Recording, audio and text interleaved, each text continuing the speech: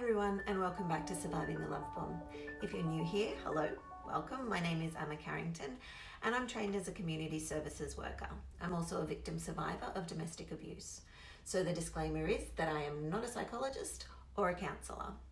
The aim of this channel is to share all that I have learned on my journey through my abusive marriage and coming out the other side on my way to healing. Today we're going to be discussing unhealthy guilt. This sort of guilt hits us both within the abusive relationship and also once we have left. Now, some types of guilt are healthy and good for us. Healthy guilt can help us to be better people. However, some types of guilt are not so healthy and are not at all useful or constructive. This guilt can even trap us in bad situations, stealing our voices and power. When we act on feelings of guilt in a healthy and positive way, we get to self-reflect on our behavior and grow emotionally from learning from our mistakes by giving ourselves an emotional pass and letting go of our guilty feelings. We embrace the fact that we're human. This healthy guilt helps us to achieve our goals as well as maintain important relationships. We feel guilty when we hurt our friends or loved ones, so we try our best to be mindful of the consequences of our actions and behaviors. On a larger scale, guilt helps us to function as a civilized society. It's our moral and ethical compass. However, when guilt is unhealthy, it can become debilitating. This is experienced as a nagging and exaggerated sense of guilt and shame that's out of proportion with the original situation. We end up feeling bad about ourselves, and it contributes to depression and low self-esteem. Beyond that, it keeps us from learning from our mistakes and chips away at our self-confidence. Unhealthy guilt and the often resulting shame can lead you to beat yourself up for everything or take responsibility for things that you shouldn't. You may fail to set boundaries with people who want more from you than is healthy for you to give. Toxic, unhealthy guilt happens when you feel responsible for other people's feelings or misfortune, even when logically you know you have no control over the situation at all. This kind of guilt leads you to taking on other people's problems or sacrificing your own needs in favor of theirs. Inappropriate guilt disempowers you and can lead you to stay in abusive or unhealthy situations. Unhealthy guilt can make you feel like standing up for yourself and setting healthy boundaries is being mean. Plenty of people feel unhealthy guilt, but it's all too often a byproduct of an abusive relationship. You've likely been conditioned to take the blame for all and any problems in the relationship, up to and including the breakup. Abusive relationships are about control, and that includes control of victims' emotions through psychological abuse, gaslighting, and manipulation. This is why we still feel pulled towards them even after they've been abusive. After violence or an abusive explosion, they turn on their remorse full force. This makes us feel like we have to reassure them. We feel sorry for them. We care more about their pain than our own, and we do our best to make them feel better.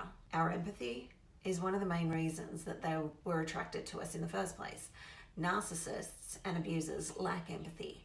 They never take responsibility for themselves either. They're emotional vampires, and they prey on people whose capacity to empathize with others is so great that they put the narcissist above themselves.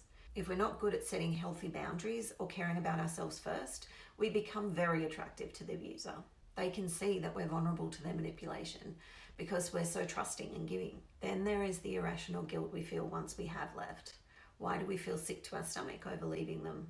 Guilty about what will happen to them now that we're gone? Why do we long for the person who has hurt us to make us feel better again? Emotions are really complex and they don't always connect seamlessly to your rational thoughts. It would be a lot easier to move on if you could just hate or at least stop loving the ex who caused so much pain. But we all know that it's just not that simple. All too often we're trained to prioritize other people's feelings over our own and even over our own safety. When it comes to an abusive relationship specifically, so many factors from financial dependence to reduced self-confidence and believing our partners can change can keep us from leaving. We believe them when they tell us that their behavior is our fault.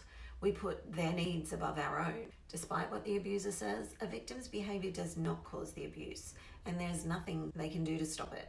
Victims can't change abusers, and it's not healthy or safe to try. Abusers know exactly what buttons to press. They've spent enough time studying us to know all our emotional triggers, so they know the right buttons to press to have us taking the blame. This is how they get us to believe there is hope for them to change. If I do this or that, then things will be okay. But that is false hope.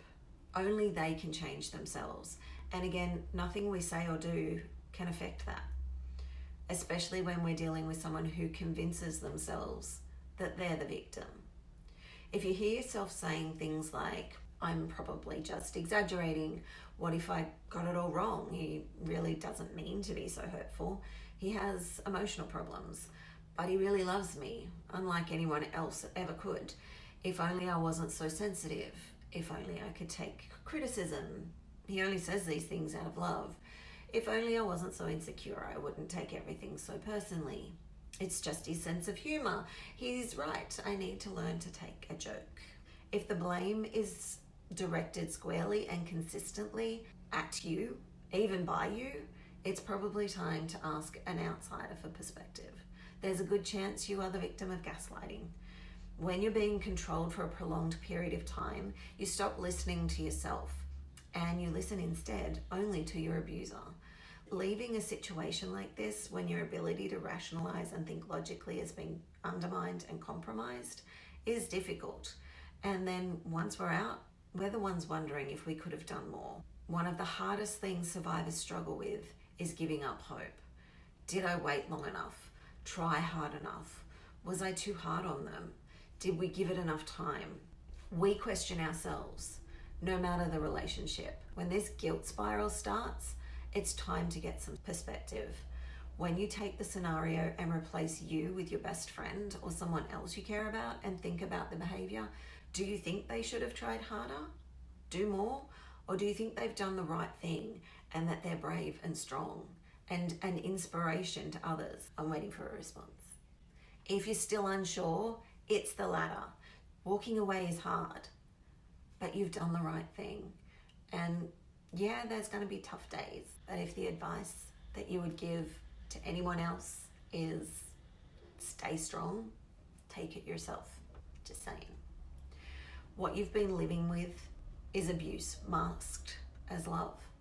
And what you're likely dealing with now is a trauma bond that has you feeling like you can't live without this person and that things weren't so bad. I'll link my video about trauma bonding here in the iCards if you want some further information on understanding that condition. But remember, knowledge is power. And once you understand why you react the way you do, you can take steps to combat and overcome the cycle. You will likely need support in holding those boundaries firm, because as soon as you find the strength to finish your relationship, your abuser will find God. They will start wanting to spend all their time with their family and see the kids when they couldn't be bothered when you all lived together. They'll finally get a great job and start showering you with gifts. They'll go to counseling and they'll swear that they've changed. They will do any and all the things that you've been begging them to do for years. And they will do all these things in an attempt to win you back. These things are manipulation tactics, and they fall into the honeymoon phase of the cycle of abuse. This is your abuser desperately trying to regain the control they know they've lost as you start to regain and rebuild yourself. You will learn in time that boundaries are necessary and understand the need to put down and enforce those boundaries so that you're not mistreated again. It's also important to have an emotional safety plan in place. Work out how you can take care of yourself during this time and continue to build your self-esteem back up to make sure that you can stay free from the abuse. It's always a good idea to have support and not go this alone. If you're able to connect with a domestic violence crisis centre near you, you can look into one-on-one counselling options or attend a support group where you can meet other survivors going through similar situations. Alternatively, support can be found online. So once we've been subjected ourselves to unhealthy guilt, how do we make it back to a healthy way of handling guilt? Firstly, when you begin to feel guilty over something, get some perspective. Again, as I said, put someone else in the position you were in and honestly evaluate if they've done something wrong or if they're just beating themselves up for something that they either had no control over or did their best with. If this doesn't clear things up for you, ask for perspective. Run the scenario by a friend or therapist and get their take on it. And when you've messed up, because we're human and it does happen, don't beat yourself up. The inner verbal abuse is not constructive. See any mistakes as the learning opportunities that they are. Move your inner dialogue away from, you idiot, you should have known better, to, you did the best you could and it wasn't your fault. This creates a growth mindset. You'll remember the lesson rather than the feeling of being berated, and be able to do things differently next time if necessary. And finally, work on healthy boundaries, and not just with the abuser in your life, but in all aspects. You will probably find that you've been saying yes to a whole lot of things you'd rather say no to, just to keep the peace. But in the process of keeping the peace with everyone else, you lose your own. If your guilty feelings are usually attached to having to be a certain way or do things to make sure that nothing upsets someone else in your life, you might want to have a close look at your boundaries. If you're interested in learning more about healthy boundaries, I'll pop a link to my boundaries course in the description box below. All these things will lead you to learning to trust your gut instinct again. When we were in these relationships, we all kind of knew something wasn't right. The constant battle between a head that's saying you deserve better, this isn't right, and a heart that's protesting, but I love them, is enough to drive anyone a bit batty. And after leaving an abuser, you can be worried that you'll make the same mistake all over again. But remember back to all those things that you took the blame for or hid from those who loved you. Hiding those things and taking the blame shows that you instinctively knew that others would see what was happening wasn't right. You knew these things weren't right. You can trust yourself. So start believing in yourself. You are strong, you are resilient, and you can overcome the unhealthy guilt that has plagued your relationship and your life. Take the time to invest back into yourself, because the stronger your sense of self is, the harder it is for an abuser to manipulate and control you. I am someone who has struggled with low self-esteem the majority of my life. I realize now that my constant self-bullying throughout my life made it harder for me to recognize someone else's. Basically, sadly, because I so readily agreed with them. I thought they were telling me the truth. I'm now on a mission to reconnect with myself and learn to love myself unconditionally. That way, I won't be tempted to accept anything less from anyone else. I hope you'll join me on that journey. Anyway, that's all I've got for you today, my friends. And if anything I've discussed today has given you cause for concern about your own situation, please reach out for help.